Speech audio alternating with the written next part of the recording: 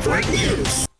Nananawagan ngayon ang Bontoc LGU sa publiko patungkol sa pagkakakilanlan ng magulang o kaanak ng isang iniwang bagong silang nasanggol sa Barangay Pawak, Sitio Kefa sa Moki noong June 25. Sa pakikipanayam ng IFM News, tinatayang 2 hanggang 3 oras pa lang matapos ipanganak ang sanggol nang iwan ito sa gilid ng kalsada na nakasilid sa isang eco bag. Natagpuan umano ito ng ilang concerned individuals ng alas 7:20 ng gabi. Ayon sa kanilang ulat, tinatayang ipinanganak ang sanggol sa pagitan ng alas 4 at alas 5 ng hapon sa kaparehong araw noong June 25. Agad namang dinala ang sanggol sa Bontoc General Hospital kung saan siya tatanggap ng angkop na pangangalaga at atensyong medikal. Dagdag pa ng MSWD o Bontoc, healthy ang nasabing sanggol at wala namang idineklarang sakit ayon sa mga doktor. Nagpaalala naman ang Bontoc LGU sa publiko na maging maingat at pairalin ang malasakit sa pagtatalakay at pagbabahagi ng mga impormasyon ukol sa insidente sa social media. Kasama mo mula dito sa 103.9 IFM Baguio, ito si Idol Gilbert Bermudez. Tatak,